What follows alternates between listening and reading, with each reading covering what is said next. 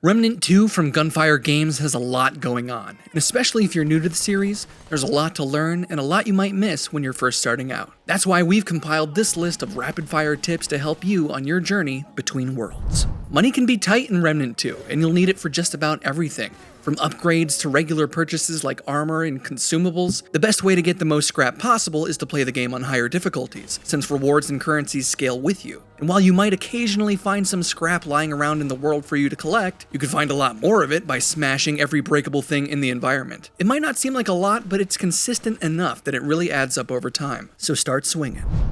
In Remnant 2, consumables seem a lot harder to find out in the world than they were in the first game, and you're probably so low on scrap that the idea of purchasing consumables might sound crazy. But if you find yourself getting stuck on a specific boss or you just need that extra push to take on a challenge, don't forget the consumables are your friend. And there's a lot of them to choose from that are good for a huge variety of scenarios. So consider this your friendly reminder to check that consumables tab the next time you get stuck. It could give you the edge you need to grab that sweet, sweet loot. Here's a quick and easy settings menu tip if you're tired of manually dismissing every item that pops up on your screen. Open your settings menu, check the gameplay tab, and enable auto dismiss item prompts. Now when you loot a bunch of stuff, you won't have to click on anything or hit any buttons to make those notifications go away. They'll just fade out on their own after a few seconds.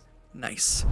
Buildcraft is a huge part of Remnant 2, and it can be overwhelming trying to remember all the effects active on your character at any given time. An amulet, 4 rings, weapon mods, archetypes, skills, relics, and traits, all of these things are constantly having a cumulative effect on you, pumping up some numbers, lowering others, and lucky for us, there's a handy advanced stats screen hidden in your character menu to show you all that info at a glance. From the character menu, just hit the reload button, and you'll find a nice comprehensive list of all your stats and bonuses. New to Remnant 2 is the ability to inspect the items in your inventory. In most cases, this just lets you get a closer look at a given item, but sometimes the secret to progress is hidden in this inspect menu. Some secrets, puzzles, and weapons are hiding important clues that you can only discover by inspecting the right item and paying attention. So always remember to give your inventory items, even the seemingly useless ones, a quick look over. In Remnant 2, each archetype comes with a unique trait that levels up with you as you master it. But did you know that once you master an archetype by reaching a max level of 10, its trait will unlock so that you can incorporate it into other builds without needing to have the archetype equipped? For example, you can take the Medic's Triage trait and build it into your Summoner Minion build. Some of the best traits in the game are specific to these archetypes, so go unlock them all. Speaking of maxing out archetypes, something the game doesn't really tell you is that experience is shared between your 2 equipped archetypes. So if you want to level up an archetype as fast as possible, you should pair it with one you've already maxed out, so that the new one receives 100% of the experience. Also, equipping items and traits that boost experience gains helps a lot here too.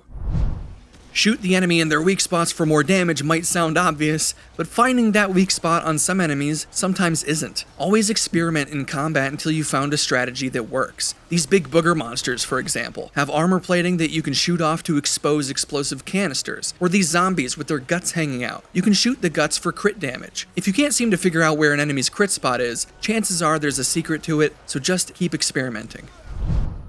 Ward 13 is full of vendors all trying to sell you their wares, and you should definitely get in the habit of checking out their stock periodically. As you find new consumables and items in the world, every so often, you'll notice that the vendors are selling some things that they weren't selling before. So make sure you periodically check in with vendors to see the updates to their stock as you progress through the game.